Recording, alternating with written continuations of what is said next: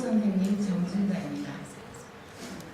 군암초등학교 여러분 만나서 반갑습니다. 자, 우리 모두 반가운 마음으로 선생님과 친구에게 반갑습니다 하고 인사해요. 여러분, 교문에 들었으면서 제일 먼저 보이는 게 교훈이죠. 교훈은 뭐라고 적혀 있나요? 교훈을 자신있게 말할 수 있는 학생 손 들어보세요. 네, 참 잘했어요. 그렇죠. 참, 꿈, 힘을 길러 사회에 빛이 되는 어린이가 되자라고 되어 있어요. 교목은 무엇인가요? 느티나무죠. 느티나무는 수인새가 다양한 나무인데 튼튼해서 무엇이든 만들 수가 있어요. 그래서 언제 어디서든지 필요할 때 쓸 수가 있어요. 그래서 여러분은 이 다음 어른이 돼서 사회에 빛이 되고 꼭 필요한 사람이 되라는 뜻이 담겨 있어요. 그럼 제가 효사관에서 왔으니까 효에 대해서 여러분께 말씀드리려고 해요. 세상에서 가장 고마운 분은 누구일까요? 부모님입니다. 네, 부모님입니다. 왜 그렇다고 생각하십니까? 낳아서 사랑으로 길러주시고 보살펴 주셨기 때문입니다. 부모님 사랑에는 어떤 것들이 있을까요? 아플 때나 어려울 때 제일 먼저 도와주시고 또 항상 건강을 생각하면서 맛있는 것도 만들어 주시고 보살펴 주시고 이 모든 게 사랑이에요. 어린이 여러분은 보살펴 주신 부모님께 사랑을 어떻게 해야 하나요? 네, 그렇습니다. 예로부터 우리 민족, 우리나라 사람은 부모님께 효도하고 어른을 존경하고 경로 효친 사상이 전통 윤리의 핵심이 이루어져 왔어요. 효는 모든 행동의 근본으로서 우리 친구들이 무럭무럭 자라서 훌륭한 사람이 되어가는 바탕이 됩니다. 누구나 해야 할 효도 방법은 부모님의 말씀에 순종하는 것입니다. 부모님이 공부를 원하시면 열심히 공부하고 또 형제 자매들과 사이좋게 지내고 심부름 시키면 말대꾸 없이 심부름하고 아침 일찍 일어나라고 하시면 일찍 일어나 부모님께 안녕 주셨어요 하고 인사하는 것도 부모님을 기쁘게 하는 것이죠. 효는 부모님의 마음을 즐겁고 행복하게 하는 게 효예요. 부모님이 힘들고 아프실 때 여러분은 어떻게 하나요? 네, 그렇죠. 참 좋은 생각들이에요. 정말 착한 어린이가 많은 것 같아서 선생님 마음이 정말 흐뭇합니다. 한 달에도 주물러 드리고 안마도 해드리고 등도 긁어드리고 많은 게 있죠. 그럼 재미있게 노래 부르며 다 같이 즐겁게 효하는 방법을 배워볼까요? 두 손을 올려보세요. 따라합니다. 주먹 가위보자 주먹 가위보자 무얼 만들까 무얼 만들까 오른손은 주먹 왼손도 주먹 안마하기 이렇게 서너 가지 동작을 바꿔서 하면 되겠죠.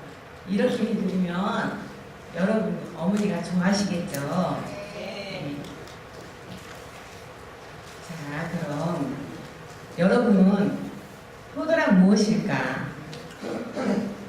예, 방금 여러분들이 부모님을 사랑하기 위해서 형제 자매와 잘 지내고 고마운 말 쓰고 인사 잘하고 하는 것들이 전부 다 부모님에게 효도하는 것이라고 배웠죠. 그럼 부모님께 효도하는 사람들은 어떤 분들이 있는가 한번 알아볼까요? 여러분은 돈을 다 좋아하죠? 네, 돈 속에는 훌륭한 사람들이 다 들어있어요. 100원 동전 속에 이분은 누구일까요? 네, 이순신 장군이 맞습니다. 어떤 일을 하신 분입니까? 네, 정말 잘 알고 있군요. 잘 알고 있는 친구에게 큰 박수 쳐주세요.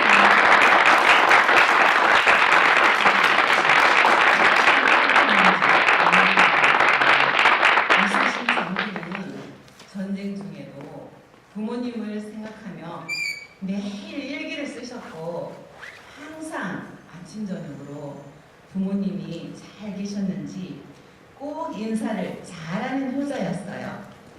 이순신 장군의 효도는 아산 형충사에 있는 전시관에 가보면 벽체 전체에 정식된 이순신 장군의 어머니와 헤어지는 모습이 있어요. 아산 형충사에 그려진 이순신 장군의 그림에는 80이 넘는 나이 많으신 어머니와 이순신 장군이 두 손을 꼭 잡고 서로에게 인사하는 장면이 그림 속에 있어요.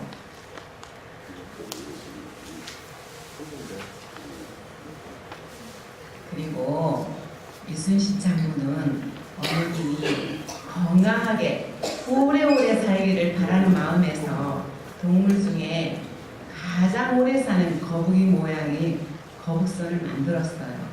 이것은 여러분들처럼 부모님을 정말 사랑했기 때문입니다.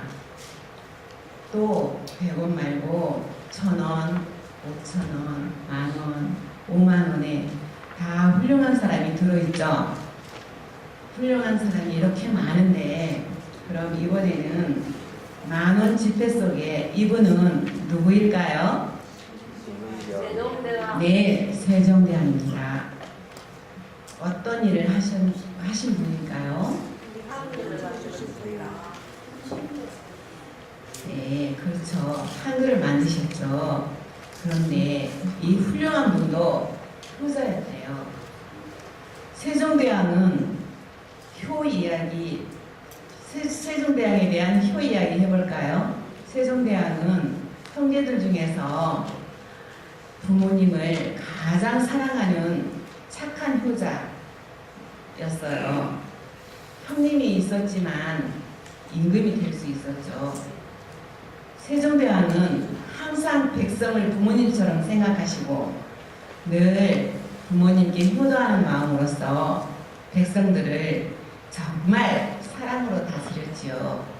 그리고 모든 백성들이 부모님을 생각하고 사랑할 수 있도록 상강행실도라는 예쁜 효 그림책을 만들어서 모든 자식들은 부모님을 꼭 사랑하고 효를 실천하도록 엄하게 명령을 내리신 임금님이랍니다.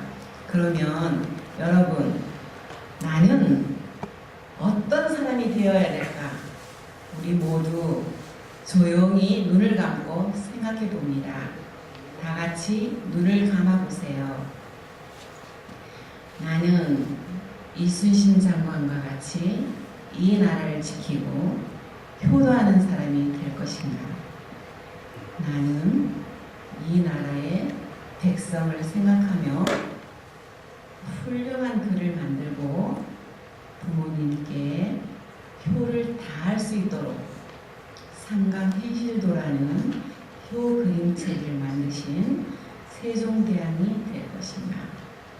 아니면 나는 그렇게 훌륭한 사람을 보지는 못했지만 우리 엄마 아빠가 할아버지 할머니께 잘하시는 모습이 아름다워 엄마 아빠가 닮고 싶은 사람도 있을 겁니다.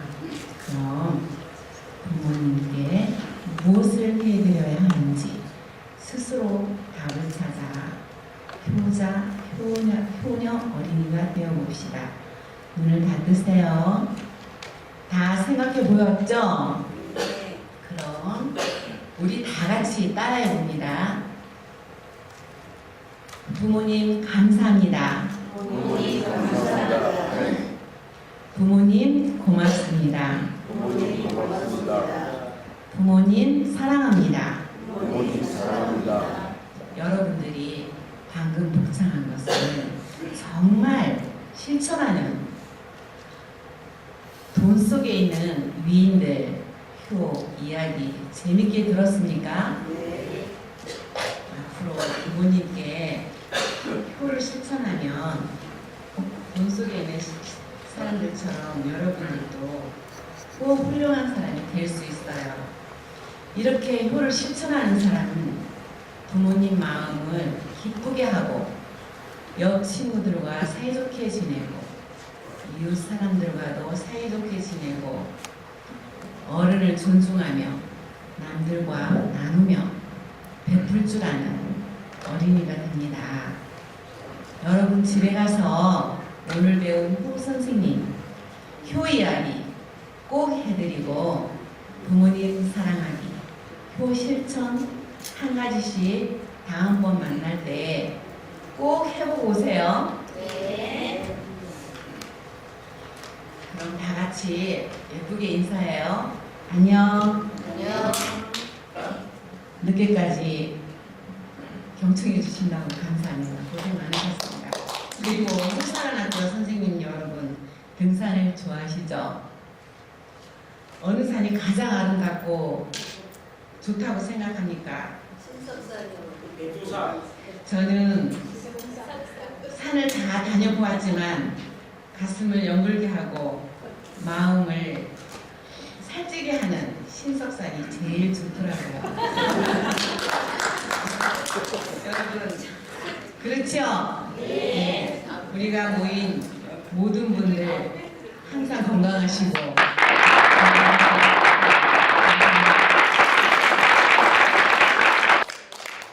정말 마무리 참 발표를 너무나 잘해줬습니다.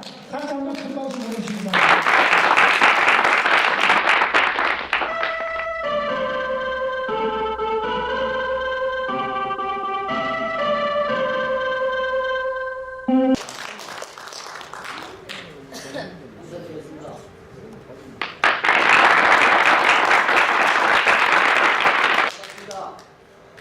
저는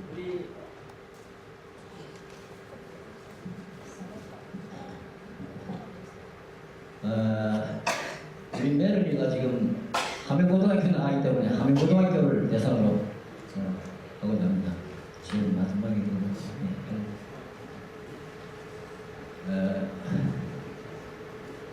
제가 오늘 함양고등학교 학생 대문을 뵈니까 정말 반갑고 어제 잠을 오지 못했습니다.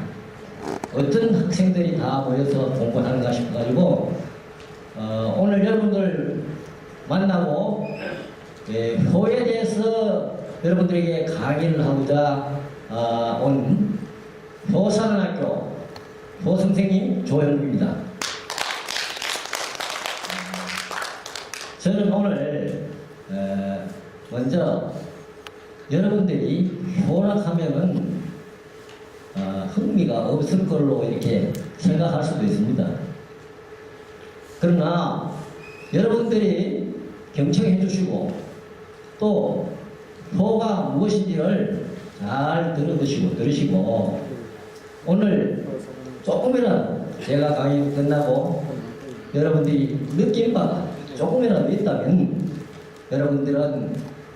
여러분들에게 저는 성공한 강의가 될 것으로 생각합니다.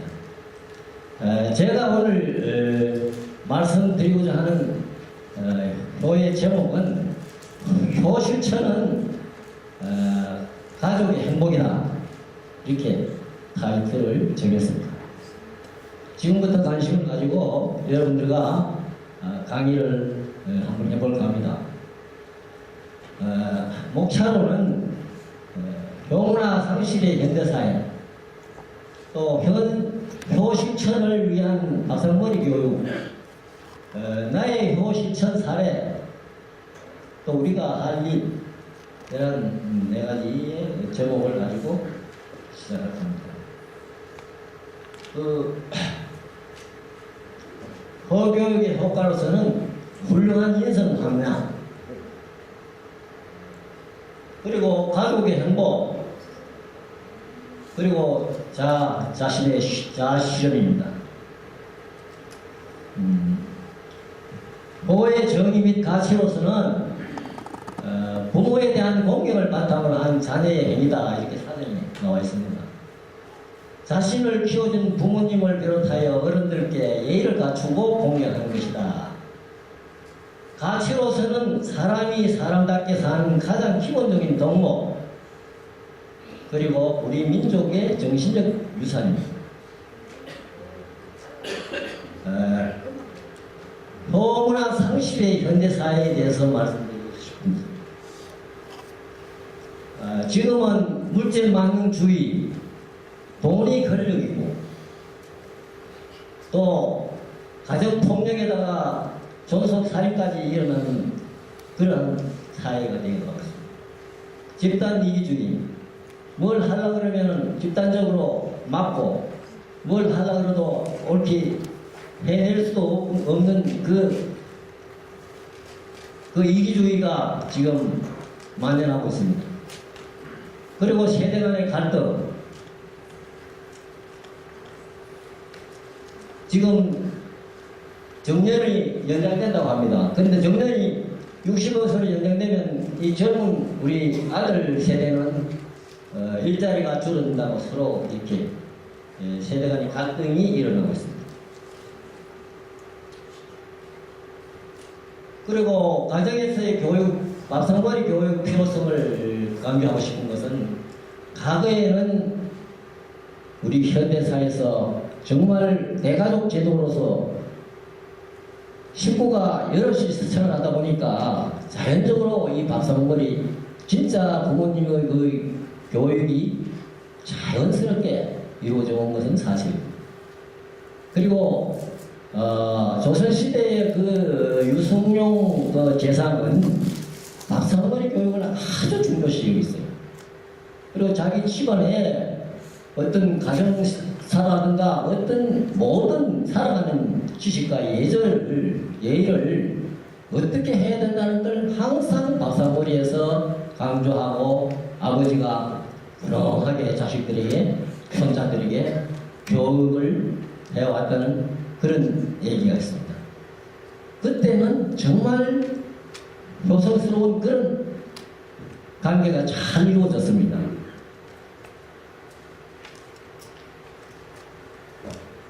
시선 지침으로는 10가지를 정해왔는데, 일주일에 2번 이상 가족 식사를 나를 갖는다.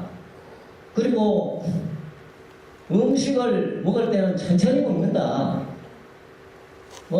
요사이는 음식 먹는 게 한 5분도 안 걸린답니다. 식당에 가가지고도 그렇고, 집에서도 그렇고, 뭐가 그렇게 바쁜지, 빨리빨리 문화가 우리나라에서 너무나 심각한 문제로 변질되어 있습니다. 그래서 이 10가지 중에 한 2~3가지라도 지키자. 그렇게 강조하고 싶습니다. 이거는 좀 따분한 교육이라서, 이게 무슨 광고 같습니까? 그렇죠. 학생들이 많이 지금 커닝테이프를 가지고 이렇게 시험 칠 때마다 그렇게 하는데, 학생들은 그렇게 해서는 안 되겠죠. 이 광고는 기발하게 고대학 광고라고 이렇게 나온 사항입니다.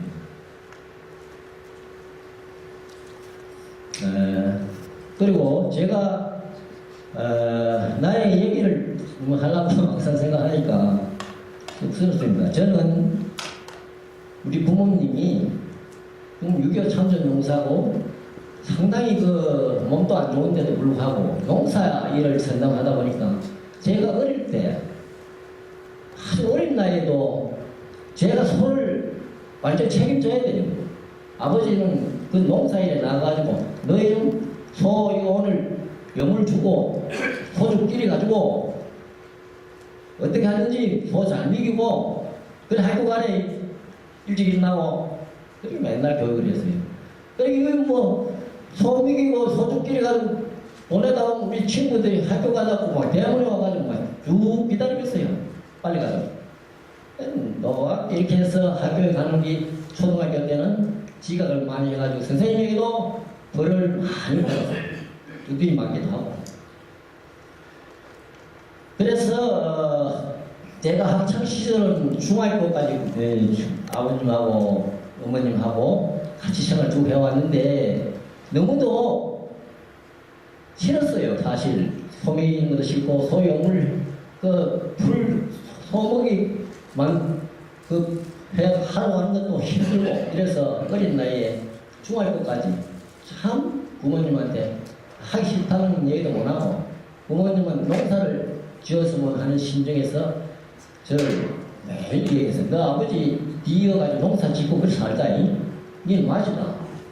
그렇게 강조를 했어요.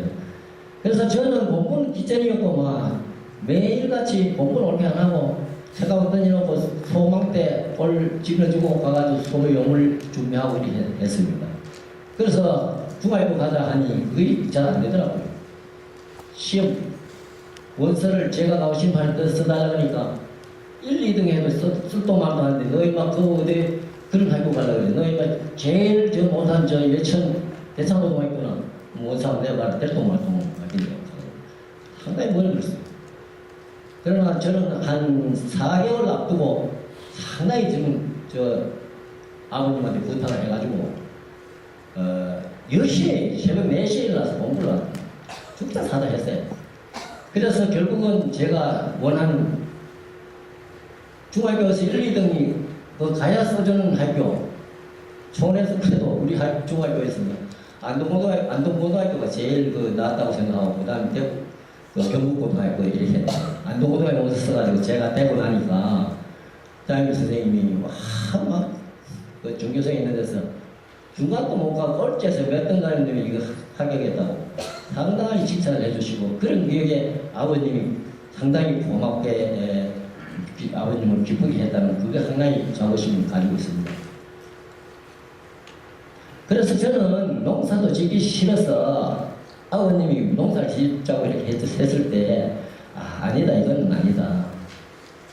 내가 농사를 짓는 것보다는 아버지의 말씀보다는 내가 군대 입대해가지고 학교 공부를 좀 해가지고 출세해가지고 부모님을 기쁘시게 해야 되겠다. 그러고 하면서 제가 공군에 입대해가지고 34년 공부를 하면서 33년 군 공부를 하면서 많은 근검 철학의 정신으로 아버님이 농사를 짓는 모습을 보고 늘 제가 가슴이 아팠어요.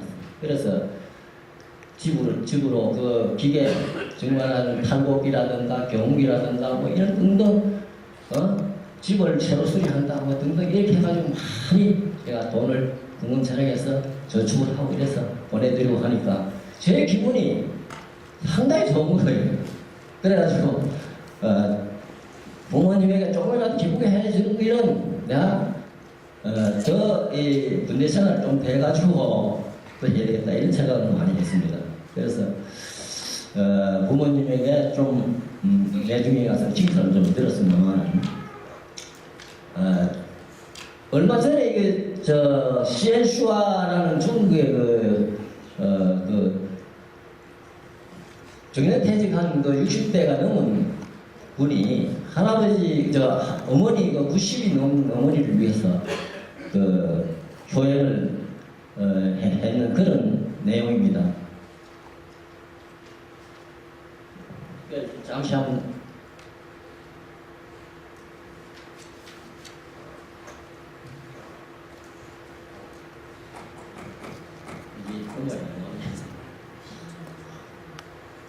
넘어가도록 하겠습니다. 그런데 또 저희 이야기는 그 시간상 줄이겠고요. 보자 이야기를 좀 하겠습니다. 저희 한 5분만 가는 거리에 금곡 율림마을이라는 데가 있는데 가니까 이 효자비는 아주 유명하게 효자비가 서 있었습니다. 이 효자비를 생각해 보면은 이 전수호라는 그 아주 유명한 효자가 있었어요. 동네에서도 알아주고 그 고을에서도 알아주고.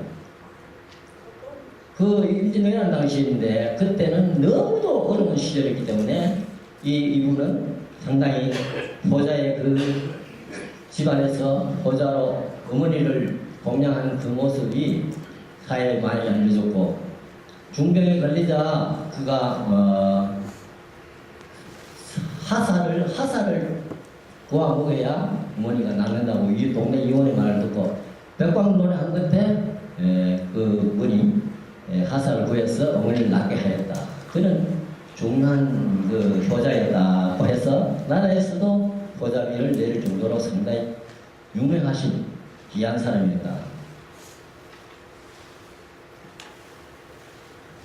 우리가 효를 실천하는 사람이 될 것이냐, 효 불효를 하는 사람이 될 것이냐, 이걸 여러분들은 생각을 해야 됩니다.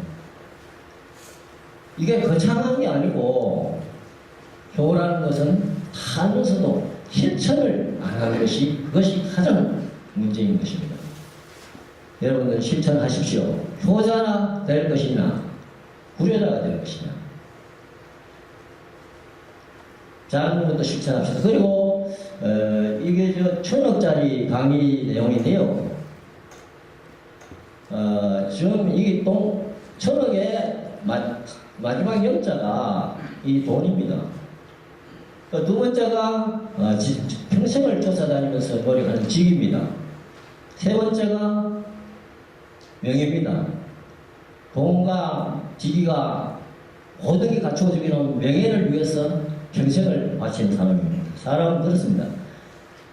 그런데 일자 이거는 가족입니다.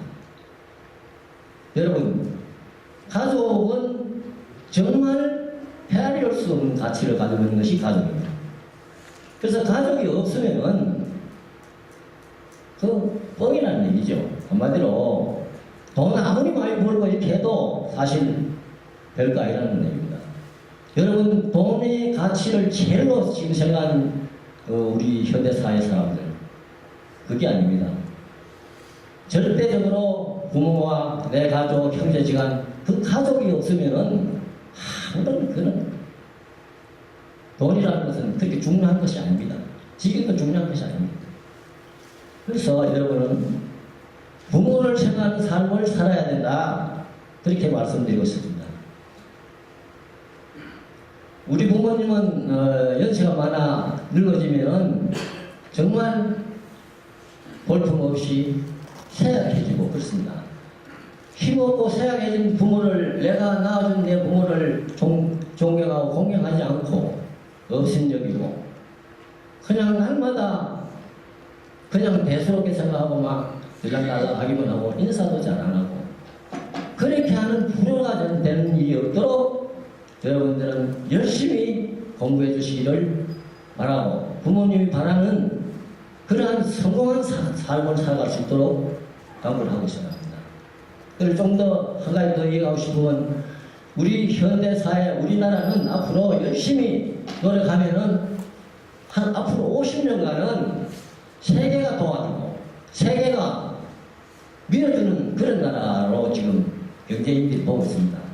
앞으로 여러분이 하고자 하는 일을 하게 된다면은 성공할 수 있고, 여러분이 할 수 있는 일을 해야 되지, 할 수 없는 그런 일을 택하지 마시고, 절대적으로 열심히 노력하려 해서 자기가 하고 싶은 그런 소질을 가지고 갈고 닦아서 훌륭한 사람이 돼서 부모를 기쁘게 하고 가문을 빛내주시기를 강조하고 싶습니다.